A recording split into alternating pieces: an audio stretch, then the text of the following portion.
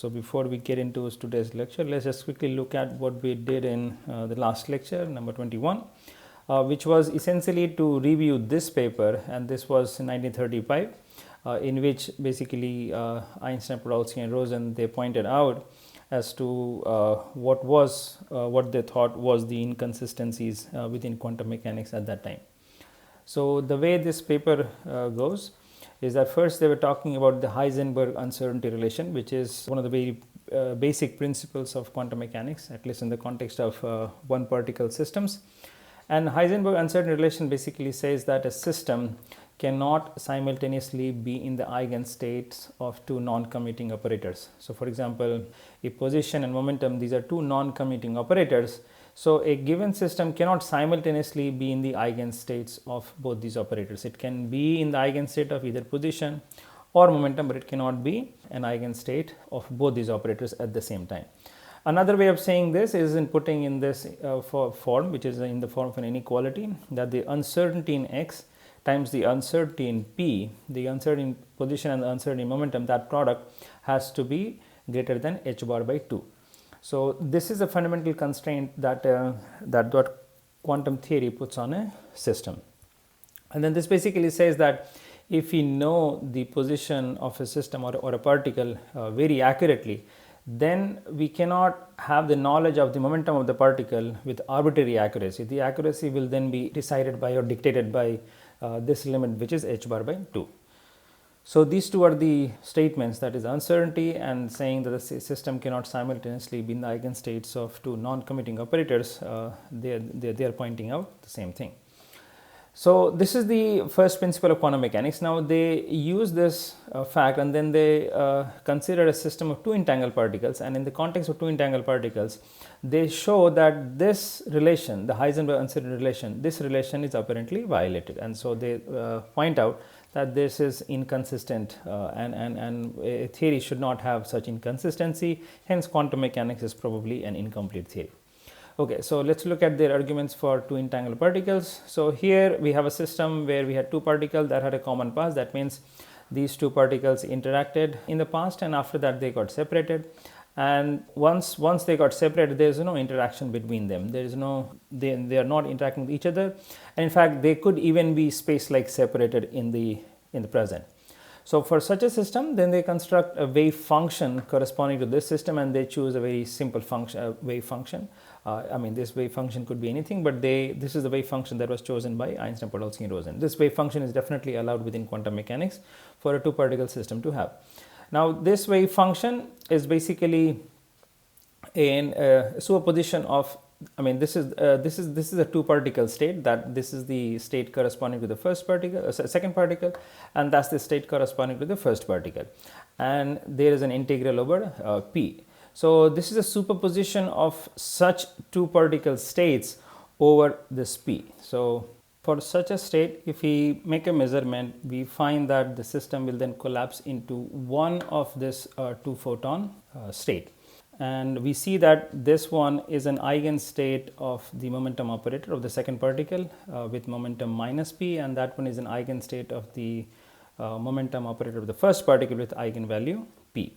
So if we make a measurement on this two-particle system, then we will end up getting one of these. And so the outcome would be that if the first particle is found to be in the momentum eigenstate with momentum p, that means if this is detected, then the second particle is guaranteed to be in the momentum eigenstate with momentum p.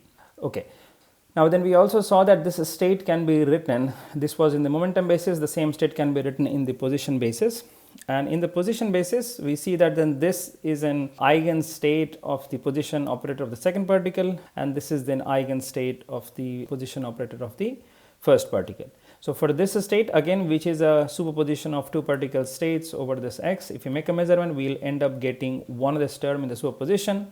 And so we find then that if the first particle is in the position eigenstate with position x, then the second particle is guaranteed to be in the position eigenstate with position x plus x naught. And so what we see is that we see a simultaneous correlation in two conjugate bases, the x and p, and we are seeing perfect simultaneous correlation in these two conjugate bases. But this simultaneous correlation, what it points out that if we make a position measurement here, then that collapses this particle to be in its position eigengate. If we make a momentum measurement here, then that collapses the state of second particle to be in its momentum eigengate. But the first principle says that a system cannot simultaneously be in the eigenstates of two non-commuting operators. But this is what we apparently find, because there is no disturbance, nothing is being done to this particle. Just by a measurement of this particle is deciding what the eigenstate of this particle would be. So this is an apparent non-locality in quantum mechanics, and this is what was pointed out by Einstein, Podolsky and Rosen. And as a result, then they're asked two questions as to if the quantum mechanics is complete, and does it maybe requires additional hidden variables to explain the measurement result. So this was their suggestions of saying that, yeah, maybe we need an alternative theory that would be able to explain the measurement result, but still will not have these kind of features as non-locality and so on. Okay, so hidden variable theory was basically an alternative approach to find an alternative theory that will be free of all these complications. But before we get into that, let's just see this wave function that is in the momentum basis. We see that this wave function cannot be separated like this, that this wave function cannot be written as a wave function of the first particle times the wave function of the second particle. Similarly, if you look at the wave function in the position basis, this is also inseparable. This is the feature we always find, that the two photon entangled wave functions are inseparable. In fact, this inseparability of the two particle wave function and the apparent violation of this Heisenberg uncertainty or the conditional Heisenberg uncertainty, these were the arguments that Einstein, Podolsky and Rosen put forward for kind of saying that the quantum mechanics is incomplete. And these arguments are now seen as what's called the entanglement within quantum mechanics. And here these arguments were formed for the position momentum basis. So here we call it entanglement in position and momentum.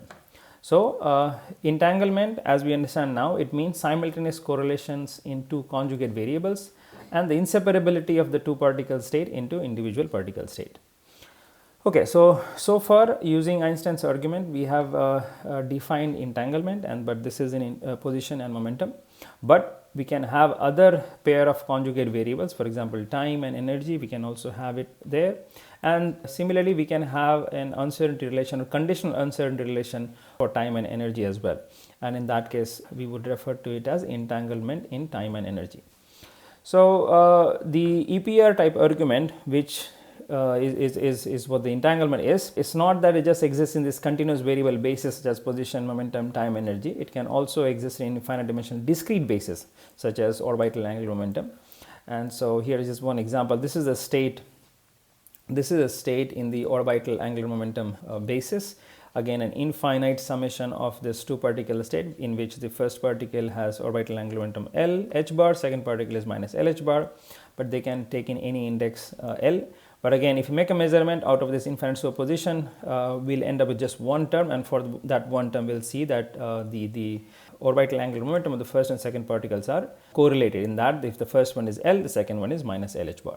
So again, we see that the wave function here cannot be written as this separable one, and there would be a corresponding uncertainty relation where we have uncertainty in orbital angular momentum and the uncertainty in its conjugate variable, which is the angle, and the product of these two uncertainties can be less than h bar by 2, and this is what is referred to as entanglement in angle and orbital angular momentum. So an entanglement need not only be in the infinite dimensional basis, entanglement can also be in the finite dimensional basis, and in fact it can be in a two-dimensional basis as well. So in a two-dimensional basis where two basis vectors are a, b, we can write the entangled state as psi a u a plus psi b u b, where psi is the wave function corresponding to the first particle and u is the wave function corresponding to the second particle. This is entangled because we see that this state wave function cannot be factorized like that or cannot be separated like that. So it's an inseparable state and hence entangled. Of course, we cannot have entanglement in one dimensional space, since in that case it would just be a separable product state. So if it is psi a u a, then this is just a separable product state. So this is not entangled. So now let's have a concrete example of this two-dimensional entangled state. We know that the polarization degree of freedom provides two-dimensional basis, and one example of a two-dimensional basis within polarization degree of freedom is the horizontal vertical polarization basis.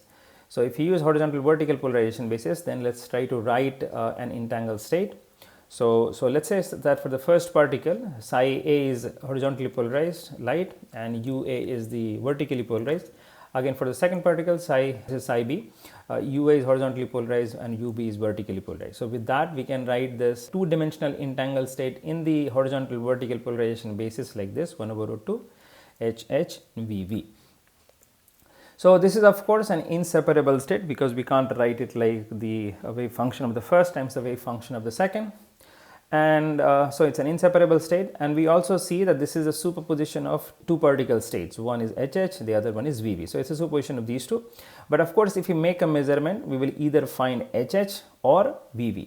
So suppose we find HH, then what we see is that the first particle is H polarized and second particle is also H polarized.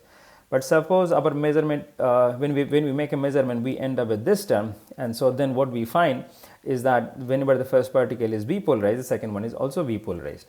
So this is a perfect correlation in the horizontal vertical basis that we find here. So this was same as what we did in the EPR case, where we found the perfect correlation in the momentum basis. Then we ask the question, is there a conjugate basis there? So is there any conjugate basis here? So in order to answer that question, we have to ask what is the conjugate to the horizontal vertical basis. So this is the horizontal vertical basis, and we know that a conjugate to this basis is the 45 minus 45 degree polarization basis. And if we have, so we can write this 45 degree polarized light in terms of horizontal vertically polarized light like this. These are the kets. So minus 45, so 45 is H plus V, minus 45, that's H minus V. Similarly, from this relation, we can find the H, we can write in terms of 45 and minus 45 like that, and V we can write it like 45 plus minus 45. So then if you substitute these expressions for H and V in this one, then we can write the same state which is written in the HV basis. Now we can write the state in the 45 minus 45 basis. So what we find that this is again a superposition of two photon terms. First term is 45 minus 45, second term is minus 45 minus 45. So if we make a measurement, then let's say we either end up with this term or we end up with that term. If we end up with this term, then we have that the first particle is 45 degree polarized and the second particle is also 45 degree polarized. But if the measurement yields this one, then we have that if the first particle is minus 45 degree polarized, second particle is also minus 45 degree polarized. So this is again a perfect correlation in the minus 45 and plus 45 and minus 45 basis.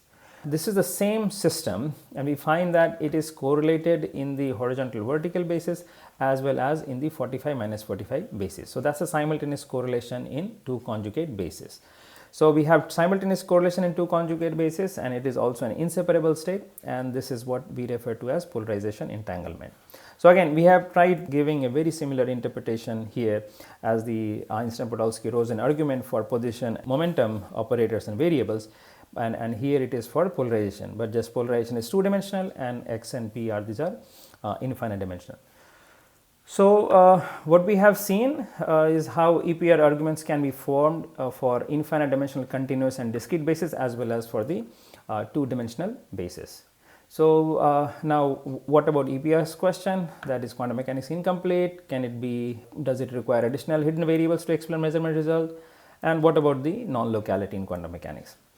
So there have been several efforts, and in terms of hidden variable as suggested by EPR, in order to get rid of the apparent non-locality that we discussed within EPR argument.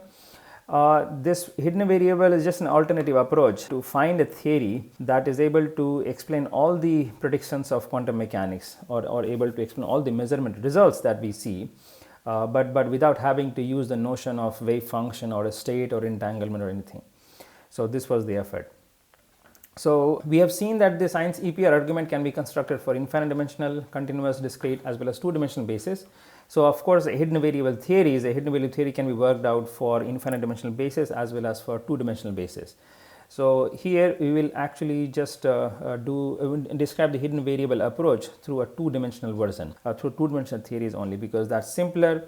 And once we show the failure of this theory for a two-dimensional version, then we don't need to do any further, because here we'll have a theory, quantum theory, that is able to explain all the experimental results. But even in two dimension, we find that there are certain experimental results that the hidden variable approaches were not able to explain. Okay, so with that, let's get into the hidden variable interpretations of quantum mechanics. Here again, I will not get into the details of the theory itself, but I will just point out a few experimental results that this theory is not able to explain, and that would be sufficient to kind of illustrate that such theories cannot replace quantum mechanics.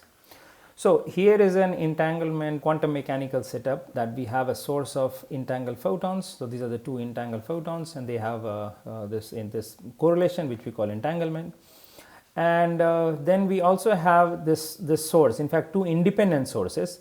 Within the source, within these two sources, we can have several rules as to how these sources operate, but these sources are independent as far as emitting the photons are concerned. So now let's look at one measurement outcome that somebody sees in the lab, and then we'll see if the quantum theory or the hidden variable theory or both are able to explain that or describe this measurement outcome. So the first measurement outcome is that somebody does an experiment and you have these two photons coming. Again, we don't know whether it is a source of entangled photon or we can describe it as a source of two independent sources. That's the theory, but what one sees in the lab, in the experiment, is that we have these two photons coming in, and then an experimenter is doing some measurements over here. Again, in this setup also we have these two photons coming in and we do these measurements here. So one of the measurement outcome is that one finds that if the signal photon, which is this one, let's say, is measured to be horizontally polarized, then the idler photon is also horizontally polarized. And whenever signal photon is found to be vertically polarized, idler photon is also vertically polarized. So that's the measurement outcome somebody has, and now one has to see what kind of theory will be able to explain this measurement outcome. So let's first take quantum mechanics. Can we have a wave function description that can explain this measurement result? Of course we have, and which is this wave function. So if we have a two particle wave function like h and v, then this would be able to explain this kind of measurement result, because this says that of course if you make a measurement, the system will collapse either into this one or into that one. If it collapses here, we find that whenever it collapses here, we find that both signal idler are horizontal. Whenever it collapses here, we find that both signal idler are vertical. Now, can the hidden variable model, which is having two independent sources, can it also explain the result? So yes, it can also explain the result. And in what way? So let's say if you have two independent sources, and let's make a few rules as far as how these sources can emit photon. So the first rule is both sources emit simultaneously and emit the same polarization. So both the sources emitting at the same time and the same polarization. And then we have the 50% of the time both sources emit horizontal polarization, and 50% of the time both sources emit vertical polarization. So with these three rules, we can see that we are able to describe or explain this measurement outcome. We do not need the wave function description to explain this measurement outcome. So is this entanglement, this measurement outcome that we see, is this entanglement? Answer is no. Let's look at another measurement outcome. Here in this case, an experimentalist sees that whenever a signal photon is measured to be 45-degree polarized, the idler photon is also 45-degree polarized. And whenever signal is minus 45-degree polarized, idler is also minus 45-degree polarized. So if this is these are the measurement results reported by an experimentalist, then the question is if quantum mechanics can explain this result. So of course a wave function which is of this form, 45 minus 45 minus 45 would be easily able to explain this measurement outcome, because this is a superposition of these two photon terms. If you make a measurement, the system either collapses into this term or into that term, and so if it collapses into the first term, we have that the first particle, both the particles have a 45-degree polarization. If it collapses into the second term, then both the particles are minus 45-degree polarized. So now the question is, can hidden variable model also explain these measurement results? So here, what are the rules? So again, we can have these set of rules that both the sources emit simultaneously and emit the same polarization. 50% of the time, both sources emit 45-degree polarization, and 50% of the time, both sources emit minus 45-degree polarization. And with these three rules and with these two independent sources, we would be able to explain these measurement outcomes. So is this entanglement? No. And we have seen that this result, this measurement outcome, this just represents a correlation in one basis. Similarly, the first measurement outcome that was in the horizontal vertical basis, that also represents correlation in only one basis. So, and we know from EPR arguments that now that if the correlations are in both the bases, then only we call it entanglement. Okay, so now let's look at the third measurement outcome. Here, an experimentalist report that whenever signal photon is measured, is found to be horizontally polarized, idler is horizontally polarized. Whenever signal is vertical, idler is vertical. At the same time, whenever signal is measured 45 degree, idler is also measured found to be 45 degree, and whenever signal is measured to be minus 45 degree, idler is also found to be minus 45 degree. So these are the set of correlated measurement results that the experimentalist is reporting. Now the question is, can quantum mechanics explain this measurement outcome? And the answer is yes. We have this wave function. This wave function will explain this results, these measurement outcomes. And of course, this wave function, the same wave function, can be written in the 45 minus 45 degree 45 basis like this, and this would be able to explain these measurement outcomes. Now the question is, can the hidden variable theories, hidden variable model using two independent sources, can they also explain these measurement outcomes? And the answer is no.